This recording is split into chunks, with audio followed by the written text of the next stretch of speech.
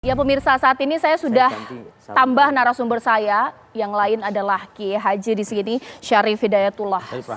Syarif Rahman. Selamat malam, Assalamualaikum warahmatullahi wabarakatuh. Pak Kiai Syarif. Nah Pak Kiai, saya karena tadi Pak Kiai baru datang, saya sempat berbincang dengan Mas Randi Tampu Bolon yang dikatakan menjadi kolektor atau produsen boneka arwah. Nah mungkin saya akan sapa lagi karena tadi saya sudah janji kepada pemirsa untuk menghadirkan boneka-boneka arwah milik dari Mas Randi. Katanya sih ada isinya pemirsa nih. Saya mau sapa lagi. Mas Randi, selamat malam. Malam, halo. Ya, boleh saya lihat nih gambar Mas Randi. Nah itu dengan boneka, boleh diperkenalkan dulu ini. Karena saya takut salah kalau saya anggap boneka padahal Mas Randi percaya bahwa itu ada isinya. Nah ini boneka apa ini Mas? Ini sebenarnya spirit doll. Spirit doll ini adalah tren lama yang datang dari Thailand. Jadi sebenarnya kita tidak memaksakan untuk orang lain mempercayai apa yang kita percaya. Di sini saya tegaskan dulu, semua manusia mempunyai komitmen masing-masing sesuai dengan kepercayaan mereka. Nah kembali lagi, kita Indonesia tidak pernah yang namanya lepas dari yang bisa dikatakan mistis lah. Atau bisa dikatakan praktisi, paranormal dan lain-lain. Mungkin Indonesia, Thailand, Malaysia itu kan tidak lekat dari itu gitu. Nah mungkin untuk sebagian orang menganggap ini hanyalah sebuah boneka. Tapi untuk beberapa orang yang mungkin mempunyai sedikit kemampuan lebih atau mungkin orang-orang yang bisa dikatakan terlahir dengan bakat yang berbeda dari orang lain ya mungkin mengerti gitu arti filosofi dari Mas sebuah Randi, boneka.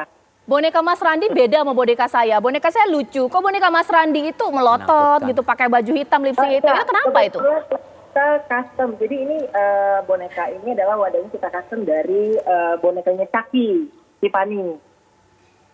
Oke, itu berarti ada isinya? Ada. Sampai sekarang pun masih ada tanpa berpindah-pindah begitu? Untuk sementara belum berpindah. Ada ritualnya nggak sih? Kalau ritual khusus sih kita nggak ada. Kita hanya menghargai sebatas sesama makhluk aja sih, gitu. Karena kan kita percaya ada yang goib ya. Maksudnya dikasih minum makan gitu ya? Apa makan dan minumnya?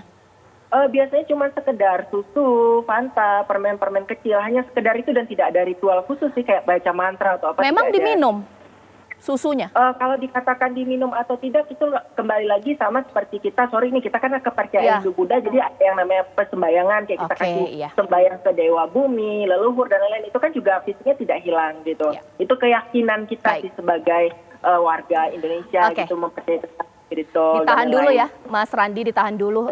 Sekarang saya ke Pak Kiai di sini. Pak Kiai, memang berbagai agama dan adat istiadat kepercayaan yang memaknai ini berbeda. Tapi mungkin kita spesifik dalam kajian Islam sendiri. Syirik nggak sih Pak Kiai? Kalau ada seorang umat muslim memperlakukan boneka layaknya manusia, dikasih makan, percaya ada isinya. Dulu Samiri itu pernah punya kemampuan supranatural yang sangat luar biasa dalam bahasa kita. Ketika dia melihat malaikat Jibril naik kuda turun, bekas tapak kakinya itu dia ambil kemudian dicampurkan dengan adonan emas yang membentuk patung anak sapi. Lahu khwar, lalu mengeluarkan suara. Ini berkah dari kemampuan, berkah dari malaikat Jibril tadi. Sampai sini nggak ada masalah. Ketika itu Musa sedang berada di Bukit Tursina dalam perjanjian selama 30 hari, tapi fatmamnaha bi'ashrin fatamma ma yaqtaru bihi arba'ina lailah. Jadi 40 hari diperpanjang. Di masa perpanjangan itulah kemudian orang-orang Bani Israel bertemu dengan Samiri dan dikatakan karena ini sapi, patung anak sapi bisa berbicara. Padahal sebetulnya bukan berbicara, cuma bersuara, ada suaranya tok lah gitu kira-kira. Dan bisa jadi suara itu bisa saja jin, tapi sebetulnya itu karena berkahnya malaikat Jibril tadi. Nah, lalu dia mengatakan, hadza ilahukum wa ilahu Musa. Ini adalah Tuhan kamu dan Tuhannya Musa. Akhirnya Bani Israel itu hampir semuanya percaya dan menyembah patung itu. Duduk di situ menikmati sajian atau melihat karya monumental Samiri berupa patung anak sapi itu. Ketika Musa pulang, kaget dia. Karena mereka percaya bahwa itu Tuhan. Ada unsur ketuhanan di situ. Sampai pada sebuah produk yang biasa itu belum ada masalah. Sampai pada sebuah keistimewaan yang terjadi pada sebuah patung emas yang bisa bersuara itu ada masalah. Tapi ketika memperlakukan dia sebagai sesuatu yang mulia, kemudian sampai-sampai mereka lupa kepada Allah dan menganggap dia Tuhan lalu percaya, dia dihukum itu musyrik. Oke, baik. Ki Sunarto, karena saya bukan pakarnya, ya ampun, saya bukan pakarnya dalam hal metafisika. Ki, karena di sini sudah bersama dengan Mas Randi, bolehlah mungkin Ki mau nanya-nanya, atau mungkin ragu lah bonekanya ada isinya, bisa tanya langsung kepada Mas Randi, apa cara membuktikan mungkin, atau gimana? Silakan Ki Sunarto. Mas Randi.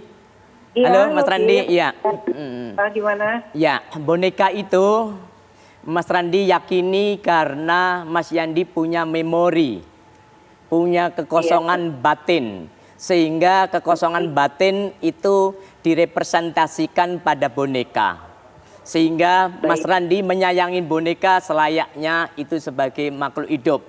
Kesukaan yang diberikan minuman, teh, susu, dan lain sebagainya, itu pun juga kesukaan Mas Randi.